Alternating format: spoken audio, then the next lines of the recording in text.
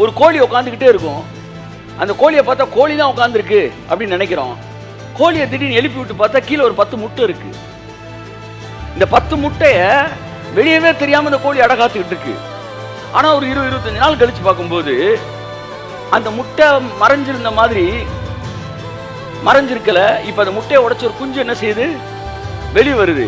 பாருங்க, அது முட்டையா இருக்கும்போது ஹிடன் கிங்டம், அது உடைஞ்சு குஞ்சா வெளியே வரும்போது மேனிஃபெஸ்டட் கிங்டம்.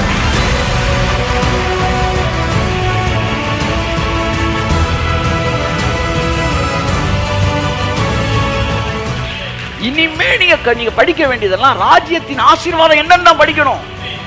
ராஜ்யத்தோட ஆசீர்வாதம் என்னன்னு படிக்கிறது தான் நம்மளுடைய வேலை. அப்ப மகிமை வெளியரங்கமாக போகுது உங்க லைஃப்ல. அதுக்கு தான் வழி ஆயத்தப்படுத்தணும். வழி யாரு? நம்ம தான் வழி. நம்ம மூலமாகத்தான் தேவனுடைய மகிமை வெளியரங்கமாக போகிறது. கையை தட்டி வருது அவருக்கு ஆமென்.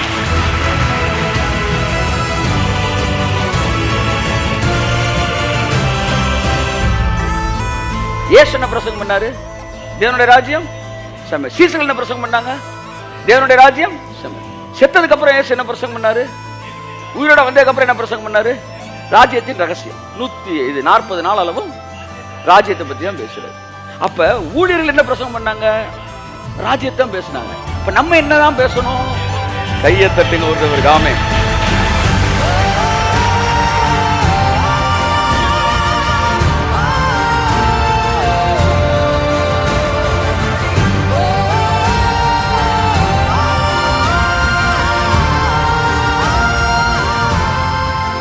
கிங்டம் மெசேஜ் அதை பத்தி இன்னைக்கு சபை பேசல. ஏன்னா கிங்டம் மெசேஜ பேசினா கிங்டம் மைண்ட் வரும். கிங்டம் மைண்ட் வந்தாதான் கிங்டம் மேனிஃபெஸ்ட் ஆகும். கையை தட்டுங்க அவருக்கு ஆமென்.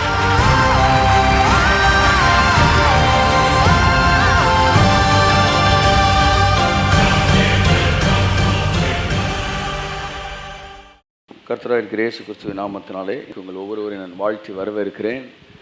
கர்த்தர் தாமே உங்களை ஆசீர்வதிப்பாராக. நாம் எல்லாரும் கரங்களை தட்டி கர்த்தருடைய பிரசன்னத்துக்கு நன்றி சொல்லுவோம். ஆமென். இருளின் ராஜ்யத்தில் நம்மை விடுதலையாக்கி தம்முடைய அன்பின் குமாரனுடைய ராஜ்யத்திற்கு ஒப்பாக ராஜ்யத்திற்கு உட்படுத்தி இருக்கிற கர்த்தருக்கு நன்றி சொல்லுகிறேன். தேவனுடைய பிரசன்னத்தில் கடந்து வந்திருக்கிறீர்கள். God's presence is not just hearing the word of God and receiving the healings and miracles. உங்கள் வாழ்க்கைக்கு தேவையான வார்த்தைகளை மட்டுமல்ல, வேதம் சொல்லுகிறது கர்த்தராகிய இயேசு கிறிஸ்துவினிடத்தில் அவருடைய வார்த்தையை கேட்கும்படிக்கும் அவராலே பிணிகள் நீங்கி சுகமாகும்படிக்கும் அவரிடத்தில் ஜனங்கள் என்ன செய்தார்கள்? கூடி வந்தார்கள். ஸோ நீங்கள் தேவனுடைய சமூகத்தில் அமர்ந்திருக்கிறீர்கள். நீங்கள் வெறும் வார்த்தையை மட்டும் கேட்கும்படி இங்கே அமர்ந்திருக்கவில்லை. நீங்கள் வார்த்தையை கேட்டுக்கொண்டிருக்கும் போதே உங்கள் சரீரங்களில் இருக்கிற பலவீனங்களில் இருந்து நீங்கள் விடுதலை அடைகிறீர்கள். You are receiving your healing. You are receiving your miracle. The doors are being opened. உங்களுக்கு திறக்க வேண்டிய கதவுகள் என்ன செய்கிறது? திறக்க. ஆகவே நீங்கள் அமர்ந்திருக்கிற அந்த நேரம் நீங்கள் அற்புதங்களை பெறுகிற நேரம். என்னை பொறுத்தவரை தனியாக அற்புதத்திற்கென்று ஜெபிக்க வேண்டிய ஒரு தனி டைம் ஹீலிங்ஸுக்குன்னே தேவையில்லை. நம் வார்த்தையை கேட்டுக்கொண்டிருக்கும் போதே நாம் சுகமாகி கொண்டிருக்கிறோம். அவர் தம்முடைய வார்த்தையை அனுப்பி அவர்களை சுகமாக்குகிறார். தம்முடைய வார்த்தையை அனுப்பி சகலத்தை மறுரூபப்படுத்துகிறார். அதனால் நீங்கள் அமர்ந்திருக்கிற இந்த நேரமே உங்கள் சரீரத்தில் அற்புதம் நடந்துக்கிட்டே இருக்குது. ஆமென். Praise God. உற்சாகமாய் கரங்களை கட்டி கர்த்தருக்கு நன்றி சொல்லு.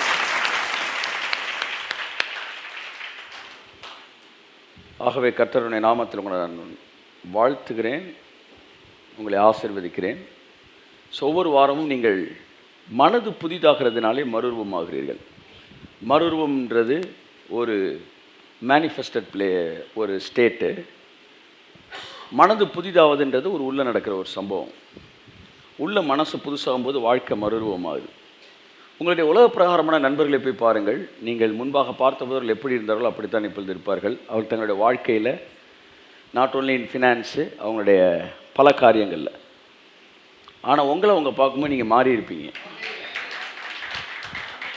எப்படி நீங்கள் மாறினீங்க? உங்கள் மனசு புதுசாகிறதுனால வாரம் நீங்கள் செய்தியை கேட்டு உங்கள் மனசு புதுசாகுது. அதனால் வாழ்க்கை மறுரூபமாகுது. புறஜாதிகளுக்கு ஒரு பெரிய ஒரு மைனஸ்மான விஷயம் என்னென்னா அவங்க மனசு புதிதாகிறதுக்கான ஒரு இடம் அவங்களுக்கு இல்லை. ஆமென். அவர்கள் தாங்கள் பேசுகிற பல அந்த உலக பிரகாரமான காரியங்களை தான் பேசிக்கிட்டே இருக்கிறாங்க. உலக பிரகாரமான காரியங்களே பேசி கொண்டு இருக்கிறார்கள். ஆகவே அவர்கள் மனது புதிதாவதற்கான எந்த சாத்தியக்கூறுகள் இல்லை. ஆனால் நாமோ தேவனுடைய வார்த்தையை கேட்கிறோம். we are hearing the word of God. ஆகவே அந்த வார்த்தை நம்முடைய இருதயத்தை மனதை புதிதாக்குகிறது. ஆகையால் வாழ்க்கை மறுரூபமாகிறது. அதுதான் ஒவ்வொரு மகிமையிலிருந்து அடுத்த மகிமைக்கு நாம் கடந்து வருவோம். மகிமையின் மேல் மகிமை அடைந்து மறுரூபப்படுகிறோம். கரங்களை தட்டி கர்த்தருக்கு நன்றி சொல்லுவோம். ஆமென். Praise God. ஹல்லேலூயா. தேவனுடைய சமூகம் வந்து தேவனை ஆராதிக்கிற ஒரு ஸ்தலம். வந்து அவர்கிட்ட வந்து ஏதாச்சும் நடக்குமா அப்படின்னு நீங்கள் கேட்க வேண்டிய ஒரு எண்ணவே கிடையாது, ஒரு தேவையே கிடையாது. ஏனென்றால் வேதம் சொல்கிறது, அவர்கள் தம்மிடத்தில் வருகிறதை கண்டு இவர்கள் புசிக்கத்தக்க அப்பத்தை எங்கே கொள்ளலாம் என்று இயேசு நினைச்சாராம். ஜனங்கள் வரும்போதே அவன் என்ன சாப்பிடணும்னு அவர் யோசிக்கிறார். அதுதான் இயேசு. அவர் தான் உங்கள் கடவுள். அவர்கிட்ட நீங்கள் வரும்போதே உங்களுக்கு என்ன செய்யணும்னு அவர் யோசிப்பார். ஆமாம். அப்பேற்பட்ட ஒரு தேவன்ட்டு நீங்கள் வந்திருக்கிறீங்க. நீங்கள் எப்படா நமக்கு அனுமதி கிடைக்கும், அவர்கிட்ட போய் ஏதாச்சும் கொஞ்சம் விளக்கமாக சொல்லலாம், ஒன்றும் சொல்ல வேணாம். நீங்கள் உள்ளே வரும்போதே அவருக்கு எல்லாம் தெரியுது. கையத்தட்டி ஆமென். பாருங்கள், 3 நாள் கழித்து அவங்க பசி வரப்போது, 3 நாள் கழிச்சு சாப்பிட போகிறான். அது முதல் நாளே யோசிக்கிறார். இவர்கள் சாப்பிட ஒருத்த கூட அவர்கிட்ட வந்து பசிக்குதுன்னு சொன்னானா? கையெத்துட்டு முதல். அதான் பைபிள் சொல்லுது, என் அவயவங்கள் தோன்றுவதற்கு முன்னமே. நான் கிருபைக்குள்ள சத்தியத்தை புரிஞ்சு கொண்ட பிறகு என் வாழ்க்கையிலேருந்து ஒரு மிகப்பெரிய ஒரு சேலஞ்சிங், அதாவது பயங்கரமாக என்ன அதிர்ச்சிக்குள்ளாக்கணும் வசனம். என் அவயவங்கள் தோன்றுவதற்கு முன்னமே இதோ கர்த்தாவே, அவைகள் உருவேற்படும் நாள் முதற்கொண்டு உம்முடைய புத்தகத்தில் எழுதப்பட்டிருந்தது. ஜஸ்டின் எப்போ பிறப்பான்? ஜனவரி மாதம் 28 1974. அது கிடையாது. ஜஸ்டினுடைய ஹார்ட் எப்போ தொடங்கும், கண் எப்போ வரும், மூக்கு எப்போ வரும், காது எப்போ வரும்னு ஒவ்வொன்றுக்கும்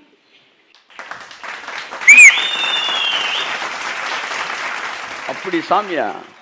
என் கண் எப்போ வரும், காது எப்போ வரும்னு எழுதி வச்சவர் எனக்கு பொண்ணு எப்போ வரும், பிள்ளை எப்போ வரும்னு எழுதி வைக்க மாட்டாரா?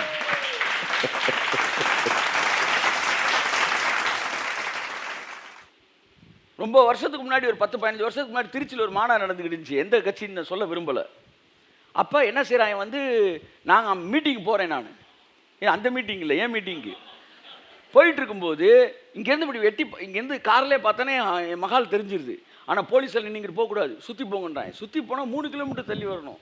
நம்மளே ஏற்கனவே ஆன் டைமுக்கு போகிற ஆட்கள், இதில் வந்து இவங்க சுற்றி போங்கடான்றாங்க. நான் சார் இங்கே தான் சார் இருக்குது, அங்கே இருக்குது சார்னு. கண்ணுக்கு தெரிகிற மாதிரி இருந்தால் இப்போ இங்கேருந்தே பேசிக்கன்றாரு. சுற்றி போன்றாங்க.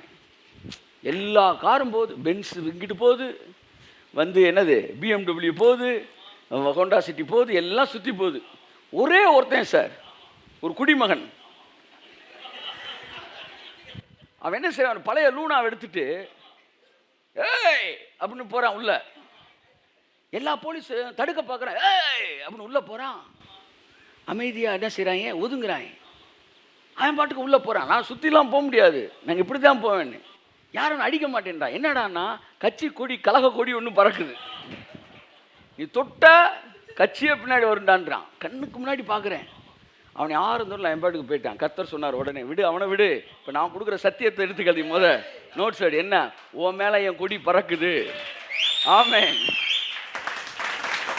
இந்த கொடி இவனை இவ்வளோ பாதுகாக்கும்னா, யாரும் இவனை தொட முடியாதுன்னா, உன் மேலே என் கொடி பறக்கும். உன்னை யாரா தொட முடியும்? உன்னை எவன்டா தொட முடியும்? நேச கொடி என் மேலே பறக்குதையான்றா. ஸோ உங்கள் மேலே ஒரு கொடி ஏற்றிட்டார்னா ராஜ்யம் வந்துருச்சுன்னு நான் அர்த்தம். பக்கத்தில் இருக்கும் செல்லாம சப்புன்னு ஒன்று கொடுங்க. கொடி பறக்குதுன்ற அப்போ ராஜ்யம் வந்துருச்சுன்னு நான் அர்த்தம். கையை தட்டுங்க ஒருத்தர். ஆமென். கொடி பறக்குதுன்னு நீங்கள் வந்து எஜினியான் பண்ண நினச்சிடக்கூடாது. கொடி உங்கள் மேலே பறந்துக்கிட்டு இருக்கு. இப்போ நான் ஒரு 500 கொடி பறக்கிறத பார்க்குறேன். எல்லாம் கை தருங்க ஒருத்தர். நல்ல ஆமென். கர்த்தருடைய ஆவியானவர் என்மேல் கொடி ஏற்றுவார். கொடியெல்லாம் அவளை சீக்கிரத்தை தொட்ட பிரச்சனை ஆகி போயிடும். நீங்கள் வந்தீங்கன்னா கொடைக்கானலில் வந்து ப்ளசன்ட் ஸ்டே ஹோட்டல் யாருடைய இதில் இருந்துச்சுன்னு உங்களுக்கு தெரியும். ஆனால் அதுக்கு நேராக முன்னாடி ஒரு ஆப்போசிட் கட்சியாரும் கொடி ஏற்றிருக்கான். நேராக முன்னாடி இல்லை, வாசல்லே. பின்னாடி வேற ஒரு குரூப்போட ஹோட்டலு, முன்னாடி வேற கட்சியோடைய கொடி. ஆனால் தொட முடியாது, நீ தொட்டுப்பாரு. நாங்களும் தொட முடியல, நாங்கள் அதுவும் இல்லை எதுவும் இல்லைடா விடுறாடா. கொடியை தொட்டால் பிரச்சனை ஆயிரும். நீ இந்திய தேசிய கொடியை நீங்கள் எரிச்சு பாருங்க, அது பெரிய கேஸு. உங்களுக்கு தெரியுமா? அப்படி பண்ணக்கூடாது. ஏன்னா கொடிக்கு அவ்வளோ மரியாதை இருக்குது. அப்போ தேவன் அவருடைய நேச கொடி உங்கள் மேலே பறக்குதுன்னா கொடியை எப்போ கொண்டு வருவாங்க? எந்த கட்சி ஆட்சிக்கு வருது அல்லது எந்த நாடு ஆட்சியை பிடிக்குது, எந்த அந்த லேண்டை பிடிக்குதோ அந்த கொடி தான் ஏறும். உங்கள் மேலே கொடி ஏந்திருச்சுன்னா என்ன அர்த்தம்னா உங்களுக்கு கொடுக்க வேண்டிய கொடுத்து உங்களை வாங்கிட்டாருன்னு அர்த்தங்க. இனிமே நீங்கள் படிக்க வேண்டியதெல்லாம் ராஜ்யத்தின் ஆசீர்வாதம் என்னன்னு தான் படிக்கணும். ராஜ்யத்தோட ஆசீர்வாதம் என்னன்னு படிக்கிறது தான் நம்மளுடைய வேலை. அப்போ மகிமை வெளியரங்கமாக போகுது உங்கள் லைஃப்பில். அதுக்கு தான் வழி ஆயத்தப்படுத்தணும். வழி யாரு? நம்ம தான் வழி.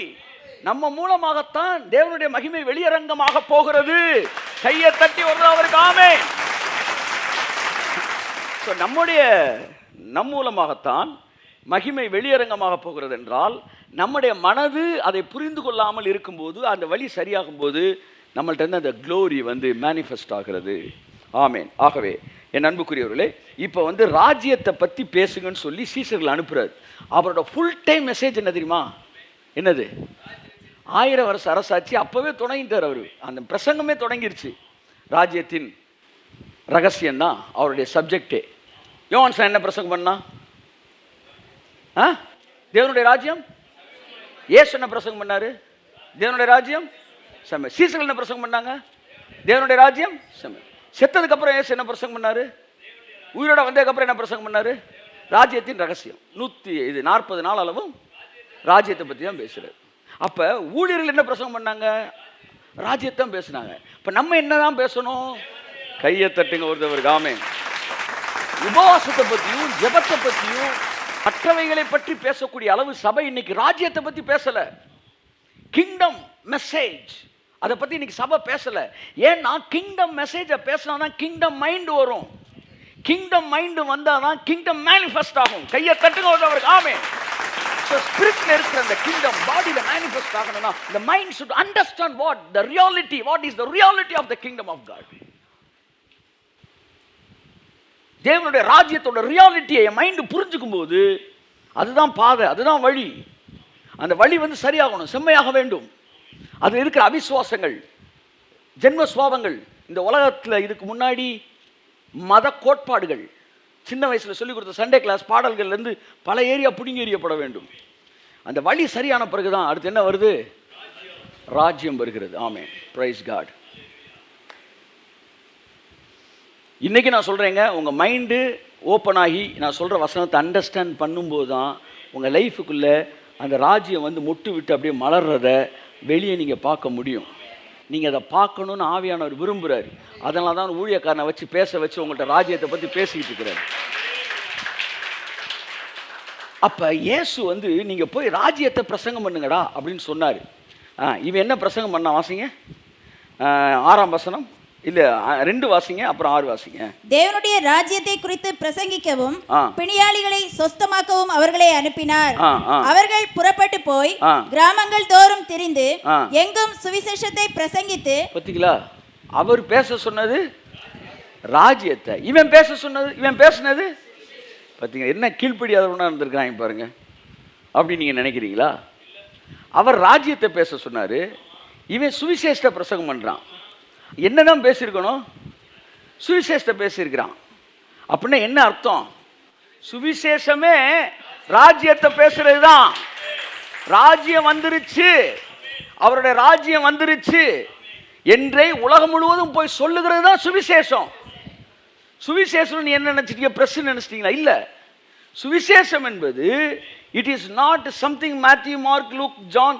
இது வந்து இயேசு, நல்லா கவனிங்க, இயேசு சிலுவையில் அறையப்பட்டார் என்பது மட்டும் சுவிசேஷம் அல்ல. இயேசு செத்துட்டார்னு சுவிசேஷம் இல்ல. 100 பேர் ரோட்ல அடிபட்டு சாகுறாங்க. ஒரு நாளைக்கு எத்தனை ஆக்சிடென்ட் ஆகுது, நல்லவர்கள் எத்தனை சாகுறார்கள். ஒரு நல்ல மனுஷன் செத்துட்டான்ற சுவிசேஷம் இல்ல. இயேசு செத்ததுனால உன் வாழ்க்கையில என்ன ராஜ்யம் வந்திருக்குது என்பதுதான் சுவிசேஷம். கையை தட்டு. What is kingdom?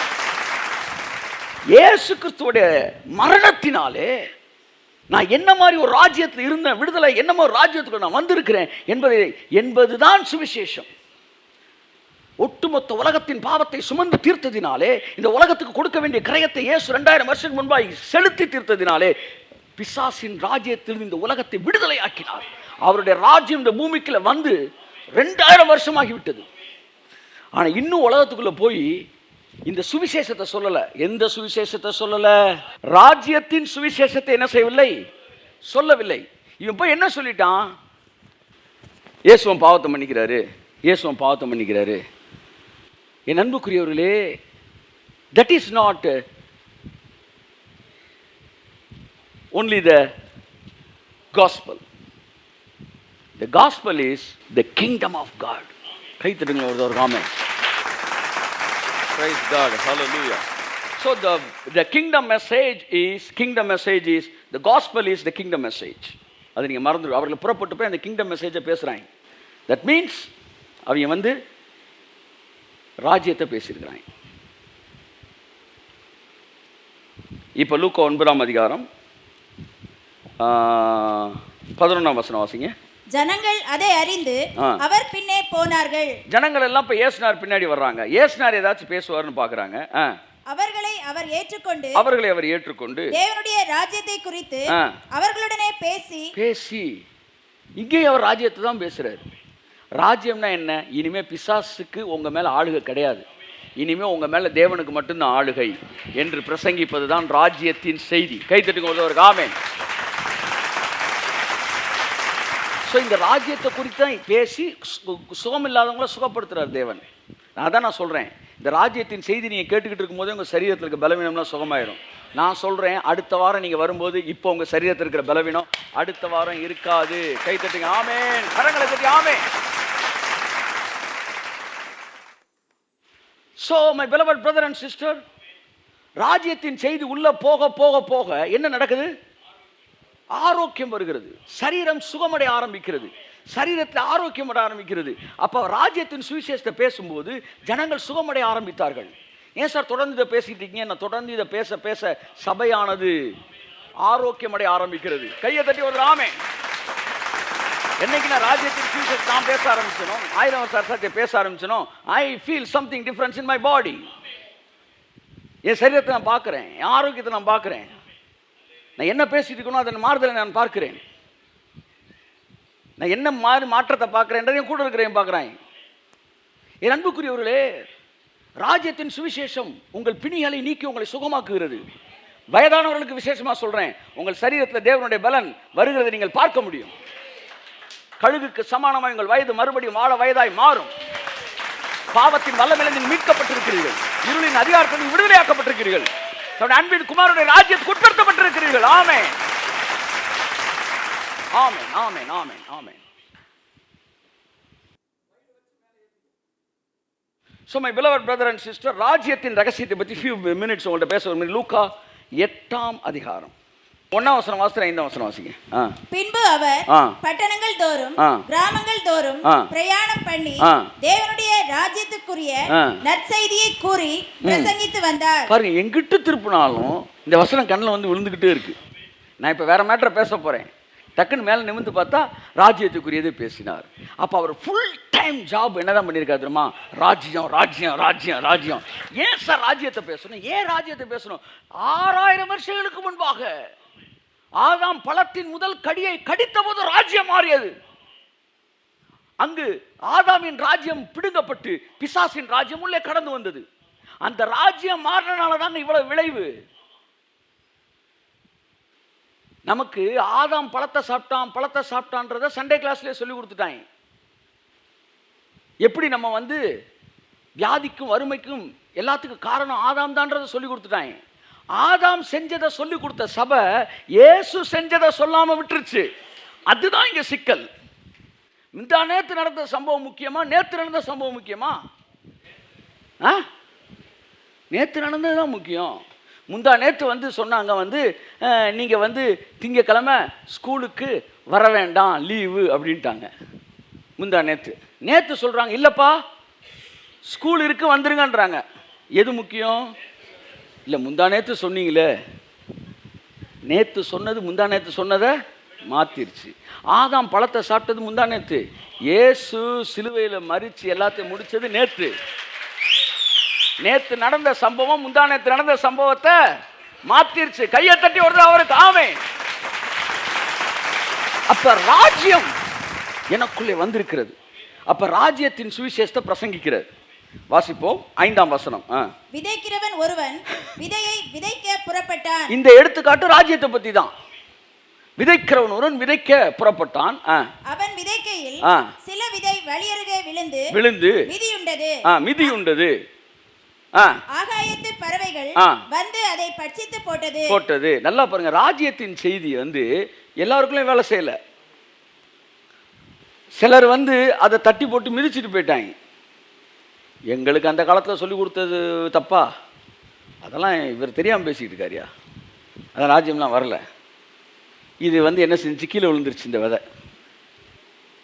அடுத்து வாசிங்க. சில விதை கற்பாறையின் மேல் விழுந்தது. அது முளைத்த பின் அதற்கு ஈரம் இல்லாததினால் உலர்ந்து போயிற்று. ரைட். அடுத்து சில விதை முள்ளுள்ள இடங்களில் விழுந்தது. முள் கூட வளர்ந்து அதை நெருக்கி போட்டது. ராஜ்யத்தின் சுவிசேஷம் ஒவ்வொருத்தட்ட எப்படிலாம் வேலை பார்க்க நல்லா தெரிஞ்சு. நீ சொன்ன மாதிரி ஒட்டு மொத்தமாக அப்படியே வந்து பாராசூட் இறங்குற மாதிரிலாம் இறங்காது. அது ஒவ்வொருத்தன்ட்டையும் வேலை பார்க்குது தனித்தனியா. கையை தட்டு ஆமென், பிரைஸ் காட். அடுத்து சில விதை நல்ல நிலத்தில் விழுந்தது. கை தட்டுங்க எல்லாரும் ஒரு தடவை. ஆமென். அது முளைத்து 100 பலன் கொடுத்தது என்றார். இதுல 30-60 கிடையாது. இது லூக்கா வந்து பெரிய டீச்சர் போல, அவர் 100 மட்டும்தான்ட்டு. இந்த வருஷம் தொடங்கும் போது எத்தனை பேருக்கு அதை கவனிச்சிங்கன்னு தெரியல. 100 பேசுறாரு ஆவியானவர். 100 பேசுறாரு. ஃபர்ஸ்ட் வீக் பேசியிருக்கிறேன், செகண்ட் வீக்கில் கூட சொல்லியிருக்கிறேன். 100 மடங்கு 100. அந்த 100 மடங்கு எனக்கு அர்த்தம் தெரியாது. It is connected with God's kingdom and millennium ஏஜ்னு எனக்கு தெரியாது. 100 மடங்கு பலன்றாமானே, 100 மடங்கு நான் பலன். ஒன்று சொல்லவா நானே, என் பாவம் மன்னிக்கப்பட்டுருச்சு அப்படின் போது 30, என் வியாதி சுகமாக்கப்படுது அப்படின் போது 50, எனக்கு வந்து வறுமை நீங்கிருச்சுன்னா 60, அப்போ ராஜ்யம் வந்துருச்சுன்னா 100. இப்படி ஒவ்வொன்றா நீ வந்துருச்சுன்றது 30-60 தான். என்னைக்கு ராஜ்யம் வந்துருச்சு, ராஜ்யம் பேசுறியோ உன் வாழ்க்கையில் இனிமேல் 30% ரிசல்ட் கிடையாது மகளே, 60% ரிசல்ட் கிடையாது மகளே. இனிமேல் உன் வாழ்க்கை 100% ரிசல்ட்டை பார்க்க போகிறது. ஆமே, நல்லா தெரியும். உன் வாழ்க்கை 100 பார்க்க போகுது. ராஜ்யத்தை பேசுற வாழ்க்கையில 100% ரிசல்ட். 100% ரிசல்ட். ஆமென். ராஜ்யத்தை பேசுகிற வாழ்க்கையில் 100% ரிசல்ட். ராஜ்யத்தை பேசுகிற வாழ்க்கையில் 100% ரிசல்ட். சில விதை நல்ல நிலத்தில் விதைந்தது, அது முளைத்து 100 பலன் கொடுத்தது என்றார். இவைகளை சொல்லி கேட்கிறதற்கு காதுள்ளவன் கேட்க கடவன் என்று சத்தமிட்டு கூறினார். சார் இவர் வேற யாரையோ பேசிட்டு இருக்கார் சார். இல்லை சார். அடுத்த வசனம் பாருங்க சார். அப்பொழுது அவருடைய சீசர்கள் இந்த உவமையின் கருத்து என்ன என்று அவரிடத்தில் கேட்டார்கள். அதற்கு அவர், தேவனுடைய ராஜ்யத்தின் ரகசியங்கள் உங்களுக்கு கையை தட்டே. ஆமென். பாருங்க, இதை விளக்கம் சொல்லல, வசனம் தான் வாசித்திருக்கிறேன். அப்ப நமக்கு வசனம் வாசிச்சு வைக்கிறதுக்கு ஆவியானவர் வேலை பார்க்க வேண்டிய இருக்கு. ஆவியானவர் வந்து கூட வந்தார்னா அவர் விளக்கமே சொல்ல வேண்டியதில்லை, வசனம் வாசித்தாலே எல்லாம் புரியுது. அப்ப விதையை பத்தி பேசினாரு. 100% விதை நல்ல நிலத்துல விதையும்போது 100 மடங்கு பலன் தருதுரா. உன் வாழ்க்கையில் என்னைக்கு ராஜ்யம் வருதோ, ராஜ்யத்தின் மனநிலை வருதோ, அதற்கு பிறகு 99% கூட வாழ்க்கையில் வெற்றி, 1% தோல்வி இருக்காது. 100% வாழ்க்கையில் வெற்றி மட்டும்தான் இருக்க போகுது. இனிமே வாழ்க்கையில் 100% வெற்றி மட்டும்தான் இருக்கு. நீ அதை தேடியும் காணாதிருப்பாய். ஆமென். ஃபெய்த் டீச்சிங் என்ன சொல்லி தருது? நீங்க விசுவாசிட்டீங்கன்னா போய் ஸ்கேன்லாம் பண்ணி பார்க்க கூடாது. நீங்க சோமாயிட்டீங்க நம்புங்க. திரும்ப அந்த இடத்துல கையை வச்சுலாம் இப்படி பார்க்காதீங்க. அவிசுவாசம். இது ஃபெய்த் டீச்சிங். ஆனால் கிரேஸ் டீச்சிங் என்ன சொல்லுது? நல்லா தடவி பாரியா, நீ தேடியும் அதை காணாதிருப்பாய். ஆமென், ஆமென், ஆமென், ஆமென், ஆமென், ஆமென், ஆமென். அப்போ எல்லாம் பேசிட்டு, ஐயா விதையை பற்றி பேசுறீங்க, ஒன்றும் புரியலைங்கய்யா, இதெல்லாம் என்னங்கயான்னு கேட்குறப்ப அவர் சொல்கிறாரு, அதற்கு அவர் தேவனுடைய ராஜ்யத்தின் ரகசியங்களை அறியும்படி உங்களுக்கு அது அருளப்பட்டது, மற்றவர்களுக்கோ அது அருளப்படவில்லை.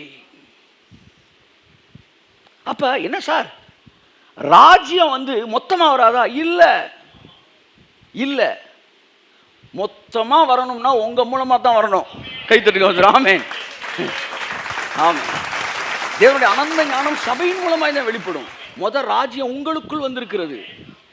அது உங்கள்கிட்ட இருந்து மேனிஃபெஸ்ட் ஆகுது.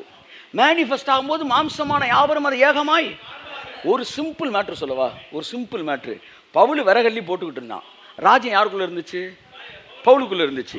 மற்ற பயில ஒரு 100க்கு அதிபதி 1000க்கு அதிபதியில் இருக்கா. இவங்களுக்குள்ள ராஜ்யம் இருந்துச்சா? இல்லை. கேப்டன் இருக்கார் தண்ணியில் மேந்து, அவரு ராஜ்யம் இல்லை. இவனுக்கு ராஜ்யம் இல்லை. இவர்கிட்ட மட்டும் ராஜ்யம் இருக்கு. அந்த ஊருக்காரையும் கொஞ்சம் பேர் இருக்கிறாங்க, அவன்கிட்ட ராஜ்யம் இருக்கா? இல்லை. எவன்கிட்டயாச்சும் ராஜ்யம் இருந்துச்சா? இல்லை. 50 பேர் பிசாசு கீழே இருக்காங்க. ஒரே ஒருத்தன், அவன் பேர் பவுல். அவனுக்குள்ள தேவனுடைய ராஜ்யம் இருந்துச்சு. சரியா? இந்த விறகல்லி போடும்போது திடீர்னு ஒரு கட்டுவிரியன் என்ன செஞ்சிருச்சு? டவக்குன்னு கடிச்சிருச்சு. கடிச்ச உடனே எல்லாம் பார்க்குறான், இந்த மனுஷன் கொலைபாதகன். அதனால தான் வெள்ளத்துக்கு தப்பிச்சு வந்தான், ஆனால் விரியன் இவனை விடலையா அப்படின்றான். அவன் இப்படி பார்த்துட்டு டப்புன்னு பாம்பை பிடிங்கி வந்து தீயில உதறி விட்டான். கொஞ்ச நேரத்தை இவன் சாவான்னு பார்த்துட்டு தான் பாம்பு செத்துருச்சு. சில நாய் கடிச்சு நாய் செத்துரும், அவன் சரியாக இருப்பான். நாய் இவன் நம்மளோட மோசமான பண்ணல, இந்த பாம்பு அவனை கொத்திட்டு அது செத்துருச்சு. பாருங்க, ராஜ்யம் எனக்குள்ளே வந்ததால் சூழ்ச்சிகள் என்னை ஒன்றும் செய்யாது. இப்ப கொஞ்ச நேரத்தில் இதுவரை மறைந்திருந்த தேவனுடைய மகிமை இப்பொழுது வெளியரங்கமானதினால் அந்த தீவில் இருக்கிற எல்லாரும் விசுவாசிக்கத்தக்கதாய் கர்த்தருடைய மகிமை வெளியரங்கமாய் மாறியது. ஆமென்.